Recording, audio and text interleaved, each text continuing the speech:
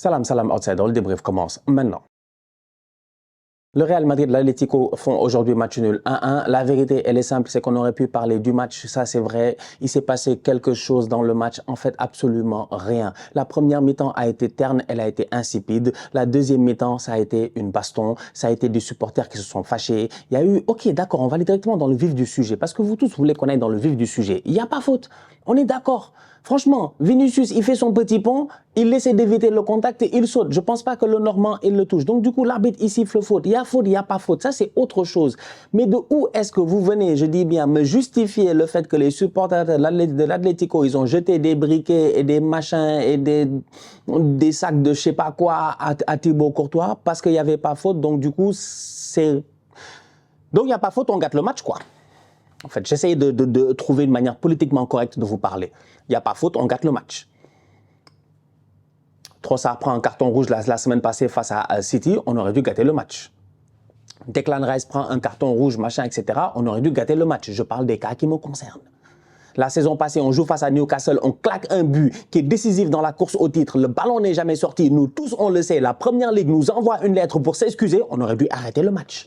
En tant que supporter, c'est ça qu'on doit faire. Venir dans un stade, jeter des affaires, arrêter le match. C'est quoi ces affaires de sauvages? En fait, vous ne voulez pas qu'on vous dise la vérité. On va vous dire la vérité. Les supporters de l'Atlético Madrid, c'est la sauvagerie.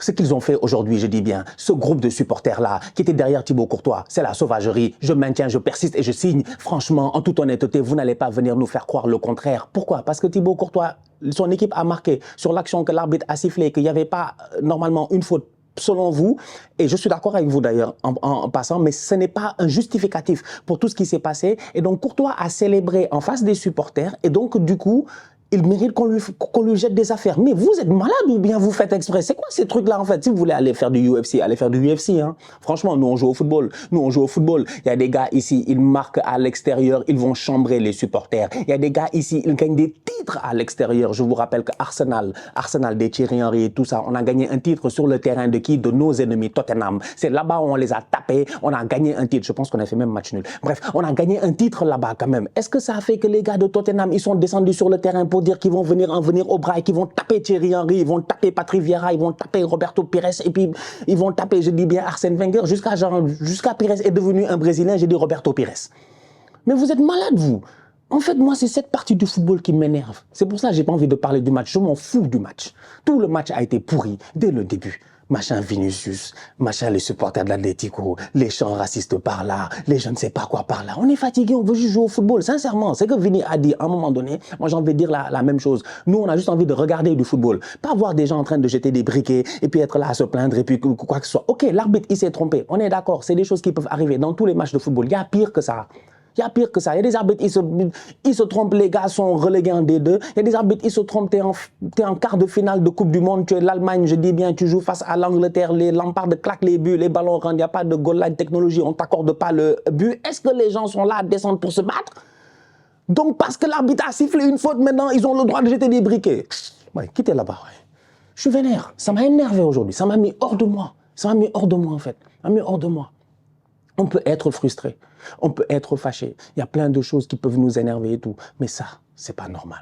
Il faut nous respecter à un moment donné. Il faut se respecter aussi sincèrement. Sincèrement, il faut se respecter. Le Real, ils ont eu de la chance, l'Atlético. Ils ont eu de la chance, sincèrement. Ils ont eu de la chance que leurs joueurs sont restés concentrés, que les gars ont réussi en fin de rencontre d'aller chercher ce match nul-là, qui n'est pas immérité. Bien joué de leur part. Très belle course de la part de Correa, franchement, qui réussit à partir dans le dos de Rudiger, qui réussit à effacer Thibaut Courtois et à créer ce contre favorable-là avec Eder Militao. Ça, c'est du beau football. C'est ça qu'on a envie de voir. Franchement, un arbitre peut se tromper. Nous tous, on est là chaque semaine, on les insulte. Aujourd'hui, Bruno Fernandes a pris un carton rouge. Mais le carton rouge de Bruno Fernandes, il y en a, ils sont d'accord. Il y en a, ils ne sont pas d'accord. Bruno Fernandes a glissé dans un geste de désespoir. Il est venu, il a mis son pied, il a frappé Maddison. Le pied est beaucoup trop haut. Maddison a été touché, Maddison est tombé. Il a eu mal. L'arbitre a donné le carton rouge. Tu regardes le ralenti dans différents angles. Il y a des angles où tu regardes et tu es comme, ah, il n'a pas vraiment fait exprès, le pauvre. Il a glissé et tout. Il a voulu l'arrêter. Bon. Il visait peut-être plus bas, mais à cause du glissage, il a visé plus haut et tout. Il y a d'autres angles où tu le regardes de derrière et tu es comme, mais il a voulu le tuer ou quoi? Lui, il est méchant ou quoi? Donc, c'est une question d'interprétation. Est-ce que ça veut dire que Old Trafford, là où Manchester ils sont, là où ils se font taper 3-0 ces tocards-là, par Tottenham, je dis, parce que c'est grave quand Tottenham vient te battre chez toi. Tottenham peut te battre chez eux, Tottenham vient chez toi, ils te battent 3-0. C'est arrivé, mais bon, voilà. Tottenham les a battus 3-0 aujourd'hui. Est-ce que les supporters de United, là, avec tous les problèmes qu'ils ont ces derniers temps, avec tout le sang chaud qu'ils ont, avec le fait qu'ils sont battus contre les Glazers, avec le fait qu'ils ont bloqué le stade l'année passée à certains moments, tout ça, il y a des coups d'envoi qui ont été retardés. Avec tout ça, est-ce qu'ils sont descendus sur le terrain pour se battre avec l'arbitre ou décider de machin ou quoi que ce soit? C'est-à-dire que le football, c'est pas comme ça. Non, nous on est fatigués, franchement. Ça, c'est un coup de gueule, c'est un débrief coup de gueule en fait. J'avais que ça à faire aujourd'hui, j'avais que ça à faire, un débrief coup de gueule. Parce que j'ai pas envie de venir parler de football, parce que ça m'a énervé aujourd'hui. Tu vois sur les réseaux des supporters du Barça, certains, en mode il n'y a pas faute. Ok, en mode genre ils ont raison les supporters de l'Atlético de se fâcher parce qu'il n'y a pas faute. Je dis mais quand même, les gars, vous êtes descendus si bas que ça. Vous êtes descendus si bas que ça. On ne peut pas justifier le fait que les gars sont en tribune en train de jeter des briquets et des sacs remplis, je dis bien de merde. On ne peut pas quand même justifier cela. Vous trouvez un moyen de le justifier? Ouais, ben non, vous foutez de nous. Vous foutez de nous, franchement. Moi, j'ai terminé. Ça, c'était le match du Real. Ils ont fait match nul 1-1. C'est dommage pour les Madrilènes dans la course au titre. Et c'est dommage pour l'Atlético aussi dans la course au titre. Parce que ça aurait été mieux qu'un des deux prenne 3 points. Et ça revient à ce que j'ai dit hier sur Hansi Flick. C'était pas le moment de faire tourner. Tu fais tourner alors que le Real va perdre des points. Et c'est exactement ce qui s'est passé. C'était plus que prévisible. On savait que le Wanda Metropolitano, ce derby de Madrid-là, allait être chaud, que les deux équipes allaient s'entretuer, qu'il y allait avoir des plumes qui allaient tomber. Donc, fallait assurer de son côté face à Osasuna. Il ne l'a pas fait, il a perdu des points et le Real a perdu des points. Donc finalement, dans ce week-end-là, tout s'annule un tout petit peu. C'est plutôt les Madrilènes qui prennent un point, qui reviennent à, je veux dire, qui prennent un point voilà, dans le classement. Donc voilà. Sinon, il n'y a pas grand-chose à dire. Franchement, bon match de Fede Valverde. C'est... That's it. Je n'ai pas autre chose à dire. Beau but de la part de Militao. Les deux buts sont nice. Les deux buts sont très nice, totalement différents, mais les deux buts sont nice. Voilà, Manchester United, ils ont perdu 3-0 face à Tottenham. Là, encore une fois, franchement, je vais aller directement dans le vif du sujet. Bruno Fernandes, comme j'en ai parlé, il a pris un carton rouge. Ce carton rouge-là a changé la rencontre? Non. Déjà, dès le début de la rencontre, ils se font taper à 11 contre 11. Donc, c'est pas le rouge de Fernandes qui change la rencontre en tant que telle. Eric Ten Hag, j'arrête pas de le dire. Il a gagné 2 cups, je suis d'accord, il a gagné 2 cups, mais il ne peut pas se cacher derrière les 2 cups qu'il a gagnés.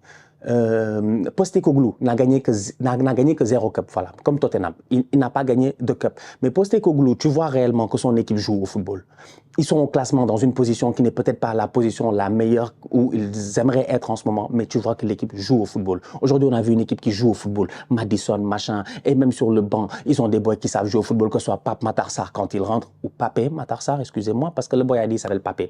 Quand Papé, quand Pape il rentre, tu vois que c'est pertinent, que ce soit des Bissouma, des machins, etc. Il a pas mal d'options. Aujourd'hui, le score c'est 3-0, le score doit être 5-0. Normalement, on doit faire une autopsie de Manchester United, la deuxième en 2 ans.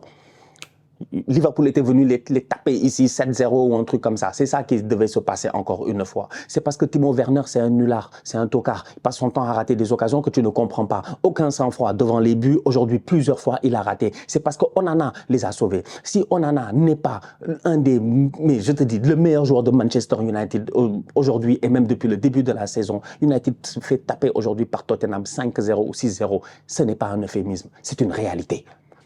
Cette équipe-là, elle est nulle. Le coach, il est nul.